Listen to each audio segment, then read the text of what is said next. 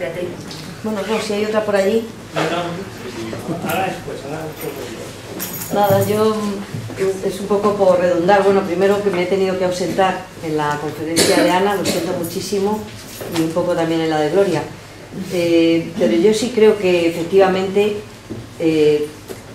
si concedemos a los reyes una autoridad, que nadie la va a discutir, que se expresa no solamente a través de elementos ya muy aceptados como la heráldica, también son los gestos. Estamos en una época en la que la imagen es fundamental, estamos en una época en la que nada es lo que parece, que todo tiene un trasfondo simbólico, y yo creo que más allá del género, pero precisamente porque ahora lo vemos con esa perspectiva, tanto el caso que explicaba Maricruz como lo que está diciendo ahora Gloria, es decir, la elección de Crescenzi o la elección de esa iconografía específica, ¿no?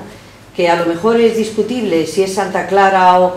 Yo en esto diría que llegados a este punto interesa más la propuesta, ¿no? Lo que dicen los italianos de se non è vero e ben trovato, ¿no? Porque realmente sí nos pone delante a un problema que cuando estamos hablando de una iconografía masculina no se plantea como problema, y en cambio cuando es una iconografía femenina sí se plantea como un problema. Ese es el verdadero problema, en mi opinión, y es un poco, yo creo, lo que decía Maricruz. Desde luego en el caso de Margarita, que no conozco, pero el elegir Crescenzi, que ha llegado en ese momento, no elegir a Gómez de Mora, que está en entredicho, y que algún día se sabrá toda la verdad de Gómez de Mora, pues yo creo que realmente es también una opción áulica, que tiene que ver con quién es, dónde está y cómo quiere ser recordada y representada, porque para ellos sí que es importante el ahora y sobre todo la fama, la posteridad esa que le va a garantizar su tumba o la magnífica serie de los tapices eucarísticos. Tampoco creo que sea casual, aparte de la relación histórica, ¿no? La elección de Rubens, ¿no? En ese sentido también. En fin, yo creo que, aparte, bueno, que me ha encantado. Ana, lamento no haber estado tanto rato. Y bueno, y quería aprovechar también para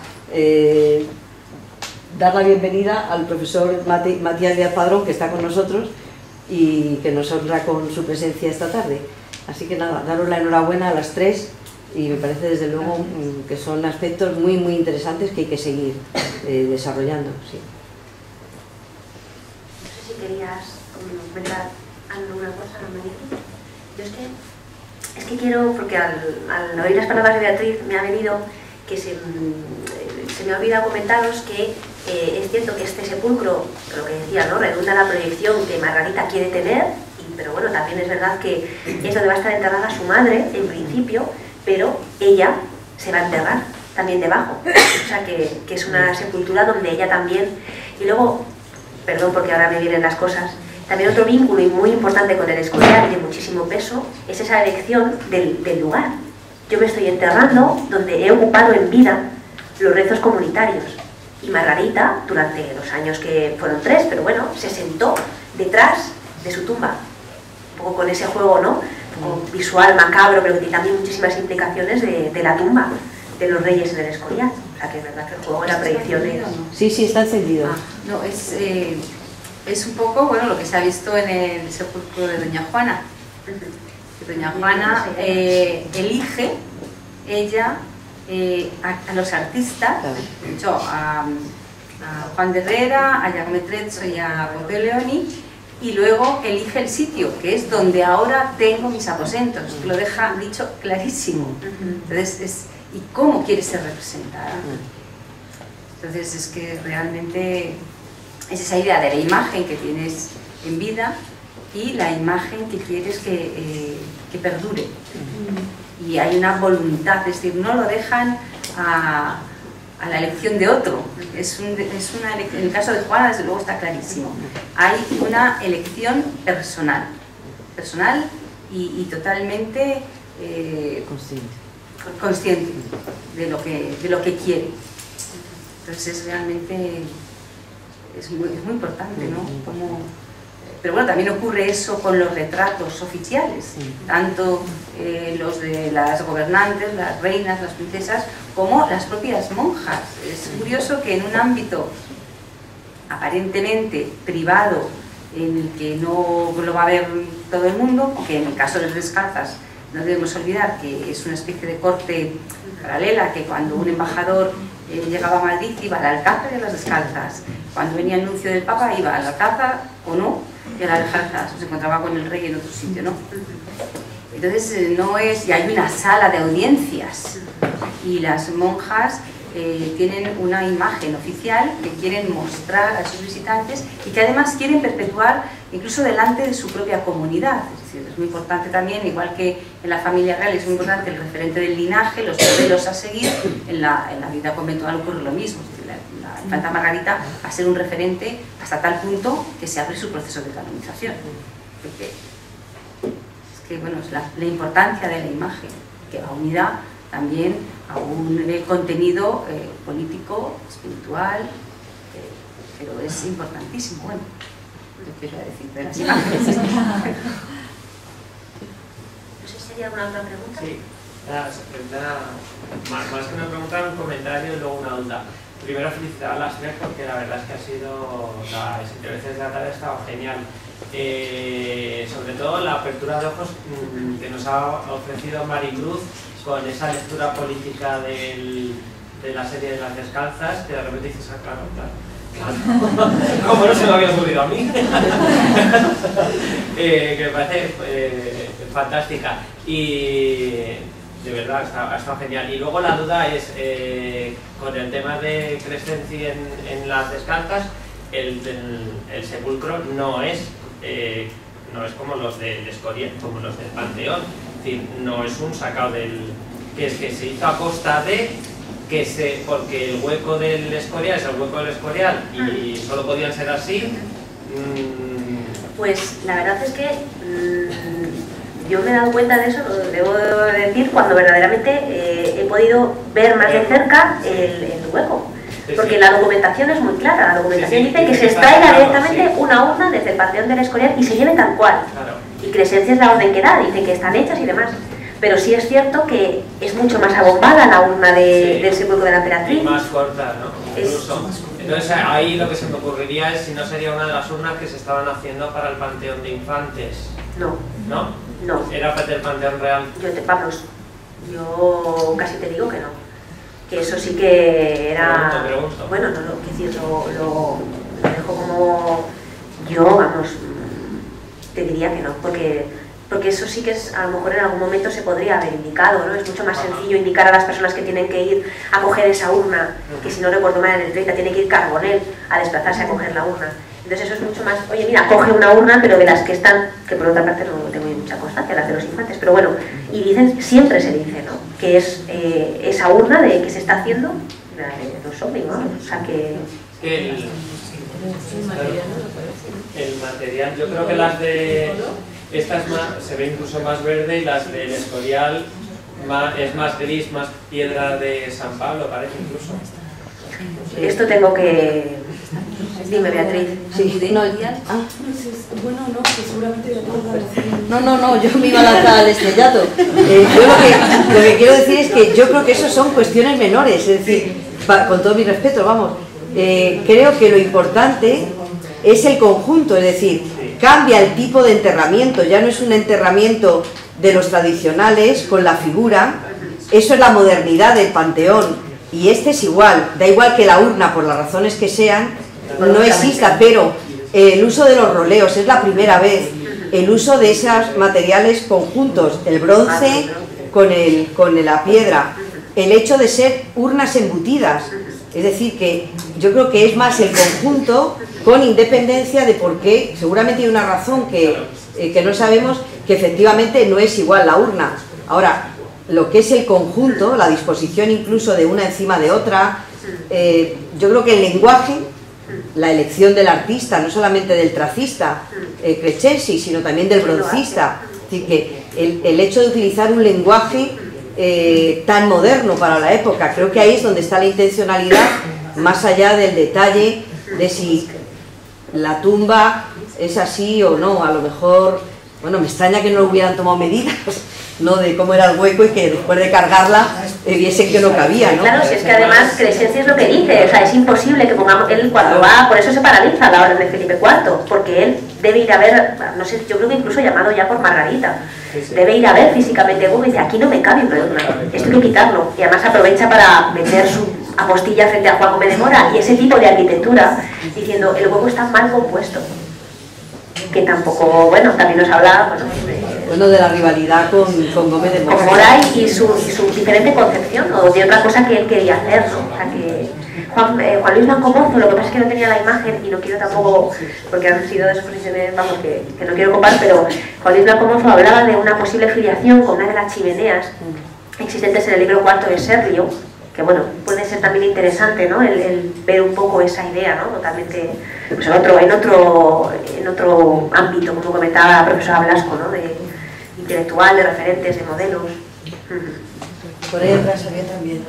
Bueno, que en el Panteón de Infantes nunca hubo esas urnas de mármol, eran más jaspe, eran sepulcros, y bueno, la idea era cuando se estaban haciendo, yo creo, cuando surge la idea de traer el sepulcro a Descalzas, que luego pudo haber, como se estaban haciendo, pues era un poco adaptarlo a las medidas. Y también me ha recordado cuando hablaba Ana y también Gloria, que a la emperatriz María en el cenotafio, en el grupo de Carlos V, Leoni la coloca allí, que la característica y lo que une todo un poco a todos esos personajes es que están sepultados en el Escorial, como dijo Agustín Bustamante. Entonces, en un primer momento yo creo que María iba a terminar en el Escorial, que fue voluntad propia quedarse descalzas. Y también quería aprovechar para felicitar a las tres ponentes, que ha quedado muy bien reflejado la idea que ha dicho también Ana, de una corte paralela femenina en las Descalzas, con toda la importancia de obras de arte, sobre todo a partir de la emperatriz María de Austria. Ángel, ¿tenía una pregunta? Sí, bueno, esto es un poco para las tres. Enhorabuena, solo he podido ver, he oído las dos últimas, siento Tienes que repetirla, Ana. Está grabada. La pregunta va un poco a las dos porque estoy de acuerdo, o sea, la relectura en clave de poder de una y de otro, de los dos casos en el mismo espacio, pero precisamente el eco, la resonancia que tienen esas demostraciones, en qué espacio y para quién se hace, es decir, quién accede al coro de las Descalzas. Un poco, Ana, antes lo has estado comentando, pero más centrado en por qué hago este tipo de demostraciones, o en el caso de Isabel Clara Eugenia, que tú has comparado lógicamente con el de María de Médicis. María de Médicis monta la grande en Luxemburgo, el lugar donde reside, para que todo el mundo, es decir, toda la corte lo vea. Los tapices de las Descalzas se ponen en unos momentos muy concretos, no están siempre expuestos, es decir, se para una fiesta muy concreta y que toda la corte lo vea en ese momento. Es decir, que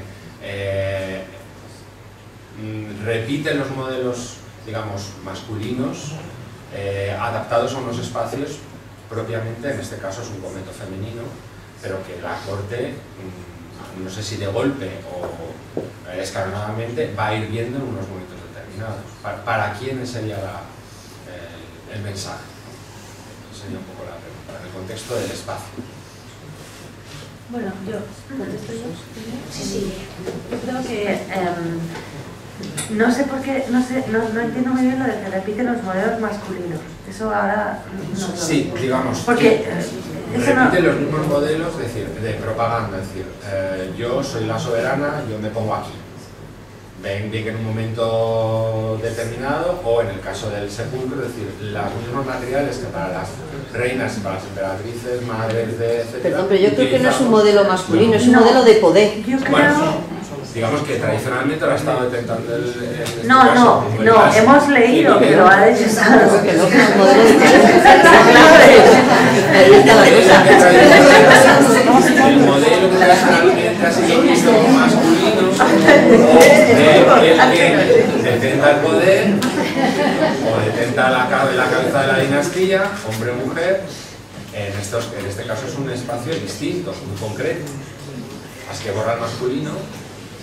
Yo creo que no es tanto, insisto, yo creo que no es un modelo masculino, creo que lo que es interesante, hay un concepto que es el poder, ¿no? En este caso. Entonces, tenemos estudiada, por así decir, mucho más estudiada una cara, pero hay muchas maneras de ejercer y de rodear y de aproximarse y de tocar y de alejarse del poder. Es decir, lo que nos falta no es tanto cuestionar esa manera dominante, que ya la tenemos y que está ahí, que es perfecta, cuanto añadirle otros agentes que faltan. Eso es lo que me parece. Entonces, quiero decir, no es tanto una cuestión de que sea, yo no lo veo tanto a lo mejor como imitar o repetir un modelo, ¿no? En el caso concreto de, o sea, esa sería la primera matización que me interesaría hacer. En el caso concreto de esta serie de tapices, existen bastantes copias, y esto Ana sí que sabrá, y hay mucha difusión también en estampas, pero además yo creo que para Isabel Clara Eugenia son importantes dos cosas. Ese mensaje yo creo que va dirigido a Felipe IV y a su corte, y eso lo ven Felipe IV y su corte. A lo mejor lo ven una vez al año, pero lo ven, y ahí queda. Y después, también es importante, y de ahí lo que pasa que como en 20 minutos, yo también he sido víctima del síndrome de los 20 minutos, entonces yo puse un título y luego cuando vi lo de los 20 minutos, pues me di cuenta que no me daba tiempo a abordar todos los aspectos. Para mí es importante, y no sé si aquí la profesora Toajas estará de acuerdo conmigo, para mí es fundamental la figura de Juana y el vínculo que establece con Juana, que dona a las descalzas una serie de tapices que no son triunfos del sacramento, pero son tapices que también se donan a las descalzas, que también se exponen el día del Corpus en su caso. Es decir, con un culto eucarístico, también como la donación que después hace Isabel Clara Eugenia. Y como muy bellamente dijo Ana, la donación de Isabel Clara Eugenia no desplaza la de Juana, porque se destina a otro sitio, se integra en la de Juana. Ahí es donde yo veo también la idea de la conciencia dinástica. Es decir, la idea de formar parte de una cadena que enlazaría un poco con la charla de Ana también, ¿no? Formar parte de una cadena de mujeres Habsburgo, y en ese sentido es en el que creo que o sea, quiero decir, es importante para que se vea, pero la única finalidad o la finalidad principal no es que se vea. Eso es una parte, pero también hay que integrarse, hay que completar una cadena, ¿no? En este caso, yo creo que el referente de Juana para ella es un referente fundamental. Y luego, sí que pienso que en la cuestión de género es importante el poder, pero es importante, al hilo también de lo que ha dicho antes Beatriz, el género, porque, claro, ¿qué es lo que sucede con el ciclo de María de Medici? El ciclo de María de Medici fracasa estrepitosamente, porque concilia dos imposibles: señoras desnudas y generales triunfantes. Eso y fracasa, y sabemos que fracasa. Entonces, a mí sí me parece que hay un componente fundamental de algo que probablemente, a lo mejor para un patrón masculino, para un comitente masculino, sí hubiera funcionado. Y en el caso de la comitente femenina no funciona porque no se comprende. A mí me gustaría... Bueno. No, iba a añadir, sí que me ha parecido muy interesante tu aportación y estoy bastante de acuerdo. Y solo quería apuntar dos puntitos. Uno, es que yo creo que el sitio de las descalzas no debe verse como un monasterio en realidad. Y la iglesia de las descalzas, como he tratado de sugerir, aunque no me daba tiempo esta mañana, es una iglesia palatina. No es una iglesia de un monasterio, y no hay más que ver el protagonismo espectacular de la heráldica de la princesa de Portugal, que es el único elemento parlante de toda esa fachada y que es muy, muy ostentoso. Y entonces creo que hay que verlo así. Y en segundo lugar, tampoco hay que ver, esto lo ha sugerido Ana, creo, antes, esta cosa de las clausuras y las relaciones de las monjas, y muchísimo menos en un sitio como este, tal como lo ha visto la historiografía después. incluso a partir del relato de Tormo, ¿no? Entro por aquí, voy con estas monjas llenas de velos, que no sé cuál es la que me está guiando, dice, literalmente, claro. Y quiero decir que aquello era otra cosa diferente, a mí me parece, y entonces tiene mucha significación, que no es solo en clave de esto lo regalo para un monasterio, me parece. A mí me gustaría decir una cosa de los tapices, pero que se me amontonan las ideas y no sé cómo, que también quiero ser didáctica y que venga, sacamos algo en claro, ¿no? Me ha encantado todo lo que has apuntado, porque es que uno parece que ya ha estudiado una pieza a fondo y de repente te abren los ojos y dices, anda, pues puede haber más cosas, ¿no? Yo, en las últimas cosas, y ahora estoy escribiendo una cosa otra vez sobre los tapices, yo hay cosas que no me quedan claras. A mí lo del esboto de Breda como que es un tal como lo de la Calderona, retrato de la Calderona, pero ¿qué retrato de la Calderona? Si no es el retrato de la Calderona. Pero yo creo que es, si me permites que te interrumpa rapidísimamente con eso, es la única posibilidad. O sea, es como, esto tiene que ser un esboto. No, bueno, yo quiero lanzarlo esto, pero para la gente que estudia, si se puede comparar con otros proyectos que se consideren esbotos. Es decir, ¿qué tipo de esbotos hacían los gobernantes de Habsburgo? Primer tema. ¿Encaja esta idea de una serie tan compleja, tan dispersa, digamos? Eso yo lo analizaría. Luego, el hecho de haber encontrado documentación que nos habla, es que Anguille también piensa, pero incluso Alejandro Vergara, por la factura de los modelos, que nos podemos ir a una fecha anterior, no esperar hasta el 25, pues claro, a todos nos genera como una duda. Yo he llegado a pensar, cuando estudias la figura de Isabel Clara Eugenia y ves sus vivencias, los años que pasa, esenciales, cruciales, cuando quedan huérfanas, ella y su hermana, que son criadas en las descansas reales, los meses que pasa antes de su boda con su primo, con el archiduque Alberto, en descalzas reales, es decir, ella está hablando de un sitio que forma parte de su existencia más íntima. Yo creo que no necesita ninguna excusa. Es que yo llego a esa conclusión. Ella ama ese monasterio, ella está deseando volver a Madrid y ella profesa como terciaria franciscana. Es que ella le llama a ese sitio porque ahí tiene muchísimos afectos, ahí ha sido criada, son espacios en los que ha visto obras de teatro. Es que las descalzas es muy complejo, no solo ha rezado, tiene también una vida lúdica, una vida de aprendizaje junto a las damas, a sus familiares, y conoce muy bien, porque ha estado, las grandes ceremonias sacramentales del monasterio, que son la octava del Corpus Christi y el Viernes Santo, y sabe perfectamente que se utilizaban los tapices de la conquista de Túnez, maravillosos, pero ella es como que mejora toda la puesta en escena. Porque además yo, cuando he escrito sobre los tapices son un elemento más de toda una parafernalia en la que tenemos que hablar de olores, movimiento, eran celebraciones circulares, música. Es que lo tenemos que imaginar. Yo intento imaginarme las descalzas entrando con esos tapices todos colgados en los que hay una dirección, y es una dirección que responde al movimiento procesional de los propios celebrantes, que había 4 altares y se iban pasando de un altar a otro, y de esa procesión del Cristo yacente que sale. Porque mucha gente me decía, pero ¿y cómo va a ser el tapiz central ese si se van todos hacia la derecha?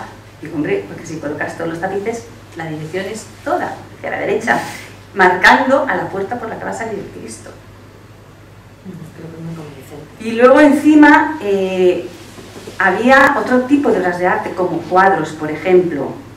Había unos cuadros que ha estudiado Leticia Ruiz, que se ponían en una especie de facistoles y que eran como las ilustraciones de los sermones y de las lecturas.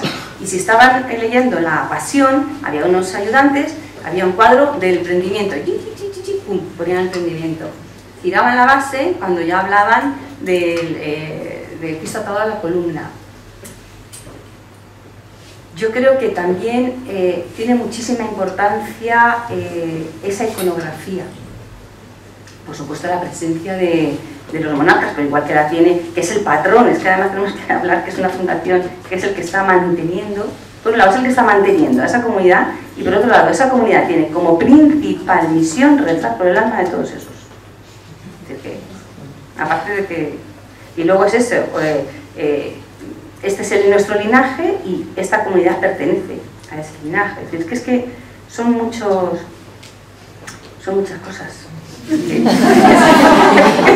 esto no tiene fin. En ese sentido, yo veo también otros dos matices. Vamos a ver, por un lado, la pervivencia del donante que se integra en la escena como actante, ¿no? Por supuesto, salvando las diferencias de época, modo de representación, etcétera, pero al fin y al cabo, además es que es donante literal, ¿no? Y otro aspecto sería el del...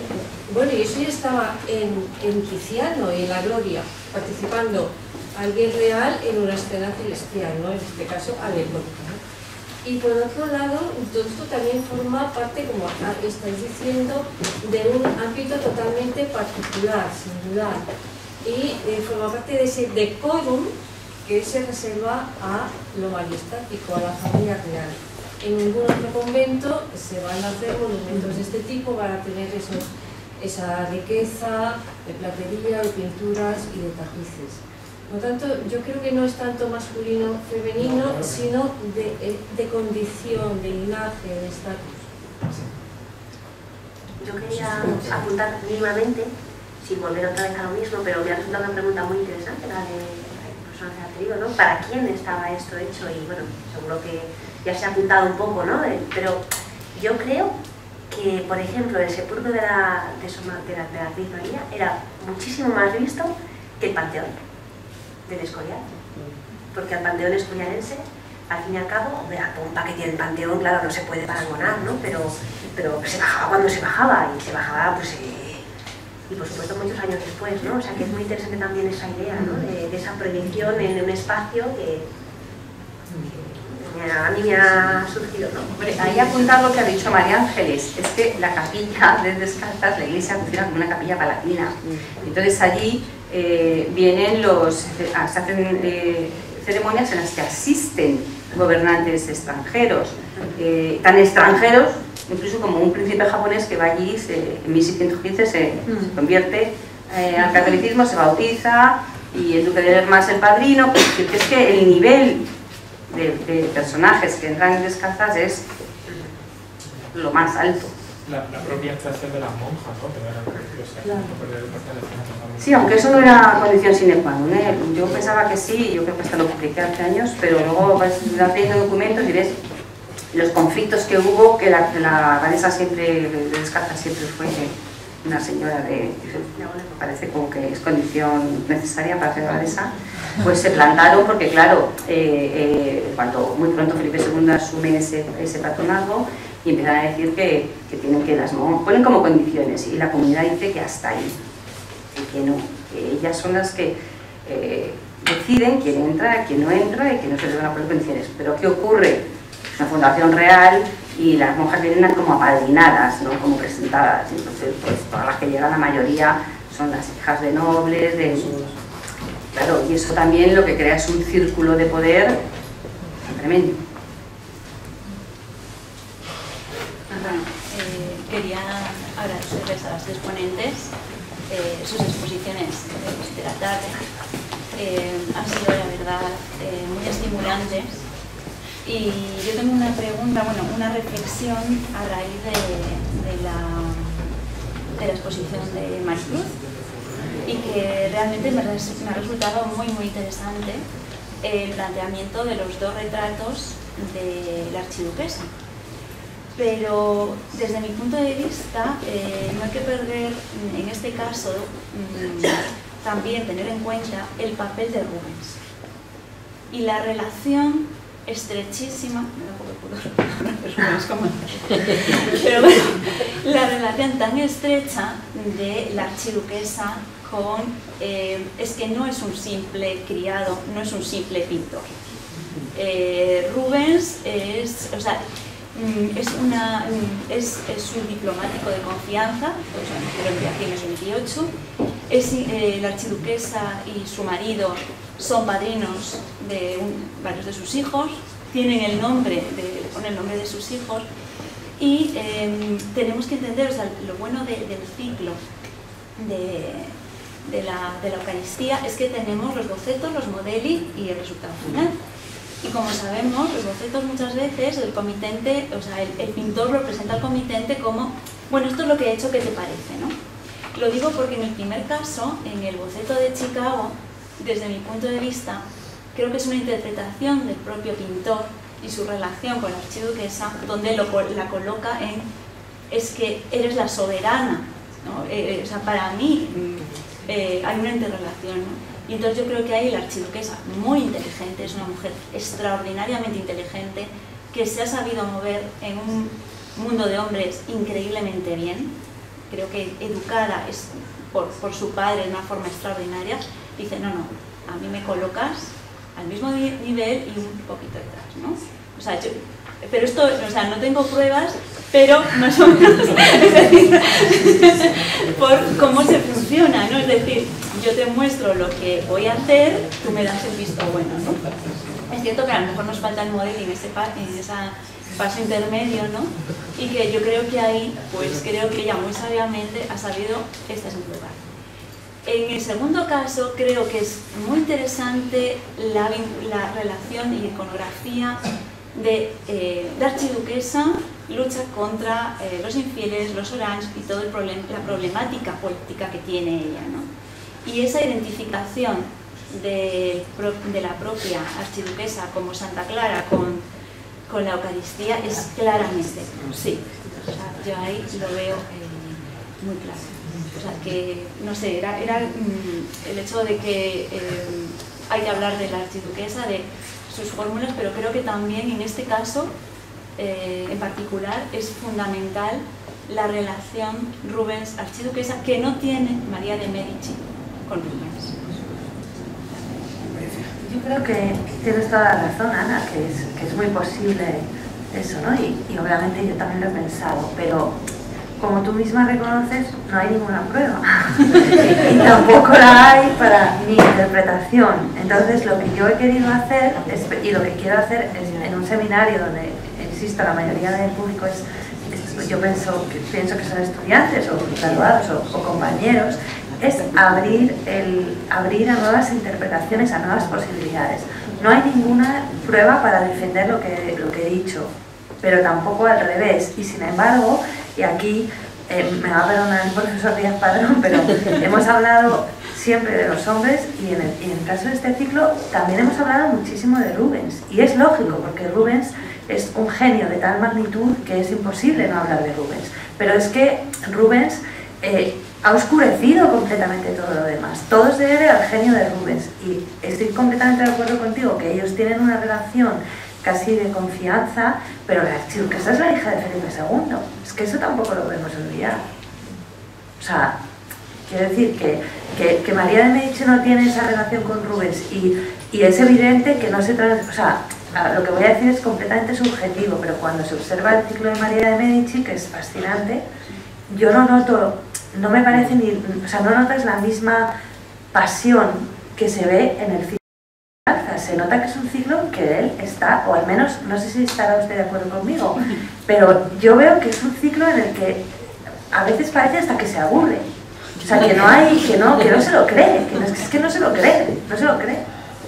A ver, tú estás comparando con un ciclo pictórico, pero es que si comparas con las otras tres series que diseña, es que de tapiz, claro. Es que las otras tres series no tienen... Raquel es un poquito en aquello de la composición. Es que yo veo, cuando las he comparado, es que la libertad con la que trabaja Rubens en la serie Descalzas es única. Es que no, vamos, no sé, aquí qué opine todo el mundo, ¿no? Pero a mí me parece que son muy diferentes. La de Constantino y la de Decio a mí me parecen muy parecidas. En la de Aquiles, que es posterior, sí que hay algunos guiños a las composiciones de Descalzas, pero muchísimo más pobres. Es que no tiene nada que ver. vamos, a mí me parece que no tiene nada que ver. Y porque además es una de las pocas series que está hecha a la medida de un espacio, que eso también es excepcional. Que las demás que hace son para colocarlas, bueno, según algunas, las de Aquiles me parece que no saben ni, la hacen, pero no saben a quién se la van a vender, me parece. Entonces, es que esto es un proyecto muy distinto en sí mismo. Y eso se ve, tú comparas... y luego el hecho de que pervivan tantos conceptos, el interés que tenía Isabel Calvo Eugenia de mantener todo el... que eso es muy raro, en los tapices desaparecen mucho en los modelos preparatorios, pero es que Isabel Calvo Eugenia quiso tenerlo en su palacio. Y cuando ella muere, Felipe IV dice, que me manden las obras de Rubens que están allí. Es que es como, a mí me parece que es como un mito eso. Es algo, y bueno, lo que decías tú de la rapidez con la que se difunde, con la que se copia, la cantidad de copias que surgen en el mismo siglo, eso es excepcional. La relación con Rubens es fundamental, o tendencia, digamos, hablando con palabras de ahora. Sí, bueno, pues voy a hablar de Silo por haberme invitado, siempre recordarme. No debía intervenir, pero sí hacer puntualizar sobre esa, que se ha visto esa relación de Rubens con la archiduquesa, con Rubens. Es realmente impresionante. Quisiera dos pequeños detalles. Primero, que he visto que en Pirén habla de reina, y a él de rey, no hablan de archiduquesa. La historia de Pirén es más importante, al hablar de Yolanda era reina. Y era igual de Pirén. Pero uno de los detalles muy emotivos que acaba de comentar, que puede ser un detalle, una prueba más de las muchas que existen, de la unión que existe, de la confianza, y que es algo más que un pintor. Que cuando ella aconseja para una misión muy delicada, como más que diplomático, personas de confianza con Inglaterra, le envían, la archiduquesa le aconseja al rey, le propone que vaya a Rubens, que es el segundo viaje de Rubens. Y el rey le contesta, y eso no recordarán, que cómo es posible que un hombre de oficio pueda encargarse de una misión tan importante. Y entonces insiste en que no, además de ser un hombre, es que es algo más, es la persona de confianza. Y curiosamente apoyan inmediatamente lo que dice la archiduquesa, nada menos que Spínola y Leganés, dos figuras que están con el rey. Y otro detalle interesante es que en las cartas, que son muy ilustrativas, me ha quedado, yo me olvido mucho de las cosas, pero me quedó presente una en la cual Rubens escribe a sus amigos, no es una carta convencional ni diplomática, a sus amigos de confianza, y dice, ¿por qué no harán, ante la situación de la guerra, y el conde duque de Olivares, que es el que promueve la guerra, dice, ¿por qué no le harán caso, dice de una forma dramática, a su Alteza y a Spínola? Para que son las dos personas que son de que, ¿por qué no le dan caso a ellos? ¿No? O sea, que es una cuestión realmente emotiva que se ve lo que siente Rubens, hablando con sus amigos, con respecto a la cuestión de la guerra, de parar las ambiciones del conde de Olivares. Y es curioso que el hombre de guerra, el general verdaderamente Spínola, más imponente con una sola de hombres de generales, y la archiduquesa son los que son partidarios, gente luchan por la paz, están indignados por la actitud bélica de Madrid. Si puede servir esos dos detalles, entre tantos muchos que son realmente inmensos, de la bondad. Quiero decir otros detalles sorprendentes de este hombre que me sorprendió. Cuando llega al poder empieza a dar libertades a los belgas y coge agentes belgas para su corte y empieza a dejar fiestas que estaban prohibidas por el duque, a promocionar y tenemos impresionantes de Arlot, las fiestas típicas de Flandes, ¿no? Ella las propone y las dice. Yo creo que fue un personaje realmente admirable. Creo que hay mucho por sacar de ella, realmente admirable. Esas observaciones creo que puedan ser útiles y no sé. Muchas gracias.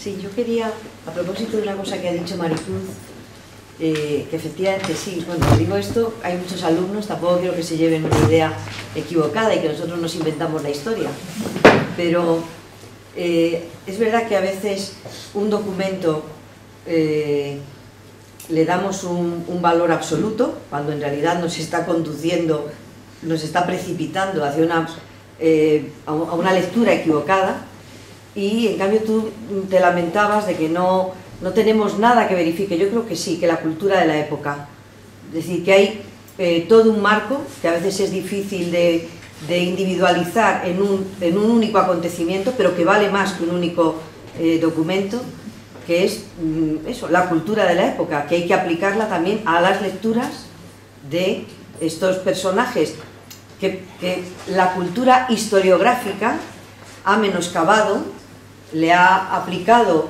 una lectura en clave femenina, si eso significa algo, y creo que en cambio la cultura de la época no hacía esos distingos, porque el meollo de la explicación era el ejercicio del poder, ¿no? Y las maneras de simbolizarlo, ¿no? Hace falta, eso sí, detectar todos esos elementos que concurren a la explicación de una obra. Ahí está lo difícil. Pero bueno. No, yo creo que tiene mucha razón.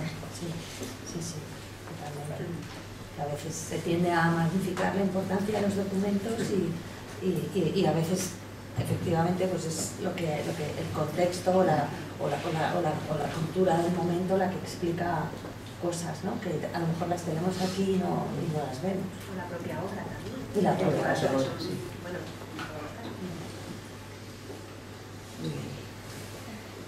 ¿alguna pregunta más? ¿No hay más preguntas? ¿No hay más preguntas? Cerramos así el turno. Bueno, pues muchísimas gracias y mañana lo retomamos a las